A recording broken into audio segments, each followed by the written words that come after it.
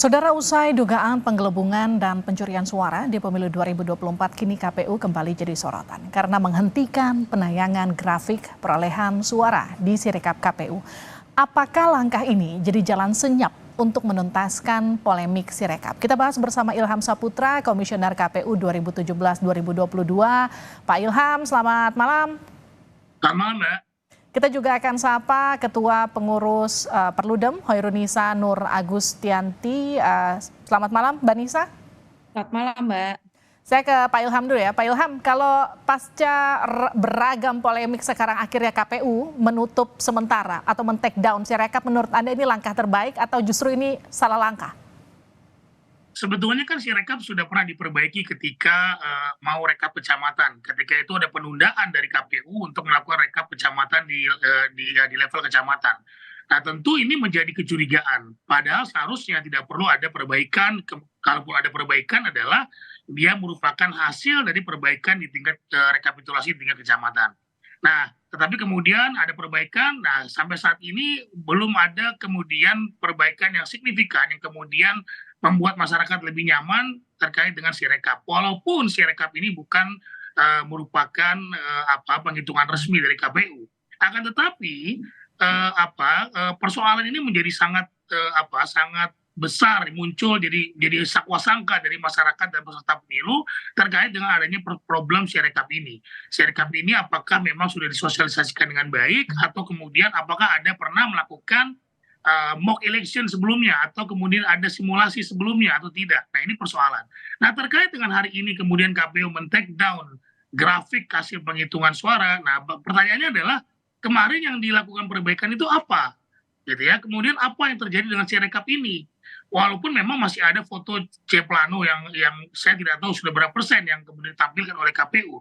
Tetapi masyarakat tentu akan sulit untuk mengetahui hasil perolehan suara dari partai, perolehan suara dari orang atau caleg, perolehan suara dari presiden dan wakil presiden. Nah, sehingga semakin menambah kecurigaan masyarakat kepada penyelenggara pemilu. Nah, ini yang berbahaya buat saya karena salah satu faktor pemilu itu bisa berhasil adalah penyelenggara pemilu yang profesional. Nah, ini semakin tentu meragukan masyarakat mulai meragukan dari sisi keprofesionalan KPU ini sendiri. Oke, saya ke Mbak Nisa dengan pertanyaan yang sama. Jadi menghentikan Sirekap atau men-take down, apakah ini langkah yang tepat dilakukan KPU dengan alasan mencegah disinformasi, Mbak Nisa? Ya, saya rasa tidak ya. Kalau untuk mencegah disinformasi ya harusnya KPU memberikan informasi yang sekomprehensif mungkin. Nah, ini kan terjadi disinformasi karena informasinya ada gap nih, Mbak, kalau saya lihat. Jadi karena KPU sendiri tidak menjelaskan apa yang terjadi sebetulnya dengan Sirekap, komunikasi publiknya mungkin juga kurang maksimal begitu ya, sehingga yang terjadi adalah disinformasi yang ada di media sosial. Kalau alasannya adalah supaya tidak ada polemik di publik, maka menurut saya Sirekapnya yang harusnya diperbaiki. Justru bukan grafiknya yang dihilangkan. Karena kan pada waktu itu ketika menjelaskan apa sih bedanya Sirekap dengan situngnya zaman Pak Betul, Ilham. 2019 ya? Ya, di situng itu ya fotonya ada, tapi grafiknya tidak ada. Kan yang membedakan itu. Nah, kalau begitu apa bedanya dengan situng pada waktu itu? Kan Sirekap ini kan bisa dikatakan sebagai jembatan ketika publik menunggu proses penghitungan yang cukup lama 35 hari itu. Kan di dalam 35 hari ini kan semua orang ingin tahu lah progresnya seperti apa. Makanya Sirekap memunculkan grafiknya. Dan di sini pula kita bisa mengontrol juga, mengawasi jalannya proses rekapitulasi. Nah, justru permasalahan ini kan publik jadi tahu ketika itu dibuka gitu. Nah, khawatirnya ketika kemudian ditutup malah ini membawa ke ruang yang lebih gelap, Mbak, kalau menurut saya. Jadi sebetulnya kalau memang ada masalah ya diperbaiki di Sirekapnya, tapi dengan tidak menghilangkan grafiknya itu. Kalau alasannya tadi ya supaya tidak ada polemik, disinformasi, menurut saya KPU yang harus mengisi mengisi informasi itu seluas-luasnya supaya tidak ada gap informasi kepada publiknya. Artinya gini, sempat dihentikan kan seperti tadi Pak Ilham juga sempat sampaikan, tapi kemudian sekarang justru dihentikan grafiknya karena untuk mencegah disinformasi. Kalau dengan alasan mencegah disinformasi, keramaian, simpang siur, menurut Anda ini langkah yang tepat nggak sebetulnya dilakukan KPU? Iya, saya rasa tidak, Mbak. Justru sekarang orang bertanya, ketika hanya ada C hasil yang ditampilkan ke publik, Iya, kita bisa mengumpulkan C hasil itu, kita bisa menghitung, tapi kalau dibayangkan, kalau publik menghitung satu-satu semua TPS kan bisa dibayangkan ya, malah publik yang effortnya lebih besar gitu. Oke. Nah, ketika data digitalnya ada kan kita bisa ikut membandingkan nih, misalnya tadi seperti yang ditampilkan, di fotonya suaranya hanya satu, tapi di data digitalnya ternyata lebih dari satu misalnya. Nah, kita bisa ikut ngingetin ke KPU, oh ini datanya kok berbeda gitu ya, sehingga KPU-nya ngecek kembali. Nah, itu sebetulnya tujuan, menurut saya, tujuan dari Sirekap tuh untuk upaya apa? Partisipasi dan kontrol dari Oke, publik juga. saya ke Pak Ilham. Pak Ilham, di 2019 kan kalau kita ingat situng itu kan juga sempat ada problem ya, tapi kemudian dapat teratasi lah istilahnya. Apa yang kemudian saat itu kalau Anda melihat problem saat itu di situng, kemudian kan diganti dengan Sirekap dan sekarang Sirekap juga ikutan bermasalah. Jadi sebetulnya kalau menurut Anda itu ketika sistem seperti ini diberlakukan oleh KPU, problemnya itu biasanya ada di mana? Ya, pertama mungkin problemnya adalah problem server. Karena di hari yang sama, di waktu yang sama, petugas kami di level TPS itu mengirimkan datanya, kalau situng dengan scan dan langsung masuk ke server KPU, sama halnya dengan Sirekap. Tetapi Sirekap yang terjadi sekarang adalah ada kesalahan baca. Beda dengan bukan persoalan server. Saya selama ini kemudian meneliti apa yang disampaikan oleh KPU, kesalahannya apa, problemnya apa, selalu mengatakan bahwa petugas KPPS salah menulis sehingga tidak bisa dibaca oleh sistem gitu kan. Nah, kalau kami ketika itu memang persoalannya adalah server, tetapi kemudian kami perbaiki servernya dan kemudian juga kita sampaikan kepada publik. Waktu itu semua komisioner ketika diundang televisi datang semua menjelaskan bagaimana sebetulnya kerja situng, karena situng itu adalah memang apa adanya yang disampaikan oleh petugas KPPS pengisi C1 itu yang disampaikan dan dapat lihat publik di server KPU, sehingga perbaikan-perbaikannya kami berdasarkan dari informasi publik ketika publik melihat situng tadi. Nah, kalau sekarang kemudian Sirekap di take down hasil dari grafiknya, betul seperti kata Mbak Ninis bilang bahwa ini nanti ada persoalan. Publik tidak akan mau tahu tuh untuk melihat C plano kemudian menambahkan hasil dan segala macam. Sehingga kemudian harusnya Sirekap ini bisa meminimalisir kecurangan, bahkan meniadakan kecurangan, meniadakan manipulasi suara. Malah sekarang muncul isu-isu ada penggelembungan suara terhadap partai tertentu. Seperti itu, Mbak Livi.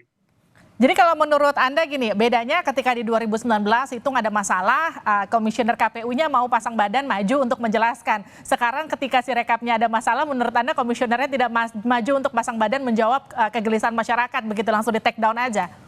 Ya, menurut Ninis kan ada persoalan informasi di situ, ada disinformasi yang kemudian kurang dikemas dengan baik, sehingga masyarakat masih kebingungan terkait dengan bagaimana Sirekap ini sebetulnya bekerja, bagaimana Sirekap ini terjadi problemnya apa persoalannya gitu kan. Yang disampaikan kemarin adalah lebih kepada bagaimana petugas KPPS salah menuliskan isi dari formulir C plano misalnya saja, kemudian juga OCR dan OMR tidak bisa membaca. Ya, tapi kan tidak dijelaskan bagaimana kenapa itu bisa terjadi dengan dana 3,5 miliar untuk develop Sirekap ini. Bagaimana proses bisnisnya? Nah, ini saya juga tidak tahu. Nah, ini kan tentu harus dijelaskan kepada publik kenapa ini problem. Karena sekarang ini kecurigaan penggelembungan suara ini muncul karena Sirekap bermasalah. Nah, ini yang harus disampaikan atau kemudian diberikan penjelasan sedetail-detailnya oleh KPU. Saya ke Mbak Ninis. Mbak Ninis, kalau ketika situng bermasalah, kemudian Sirekap bermasalah, menurut Anda bedanya di 2019 dengan sekarang itu seperti apa? Ya, kalau pada waktu 2019 yang lalu kan memang memang dijelaskan ya, saya rasa pada waktu 2019 itu cukup menjelaskan bahwa situng ini bukan hasil resmi. Hasil resminya yang manual berjenjang, tapi walaupun hasil resminya kemudian ada masalah, kita bisa mengingatkan dan pada waktu itu penyelenggara pemilunya juga menerima ya ketika misalnya diingatkan publik ini kok di form C-nya misalnya tertulisnya 100 tapi di situngnya lebih atau kurang, kan semua kemudian memberikan masukan ke KPU, dan saya ingat pada waktu itu KPU sempat membuat semacam database berapa banyak masukan dari publik. Mbak Ninis, silahkan dilanjutkan kalau dulu perbedaan antara situng dengan Sirekap sekarang. Iya, iya pada waktu itu memang Situng kan ya tadi ya, dia menampilkan form C planonya gitu ya, sehingga kita hanya bisa melihat C-nya saja. Nah, kalau Sirekap ini kan ya namanya saja sistem informasi rekapitulasi. Jadi seharusnya selain form C-nya, dia juga bisa menghadirkan informasi terkait dengan proses rekapitulasinya gitu ya, yang berjenjang itu mulai dari kecamatan sampai nantinya di tingkat nasional.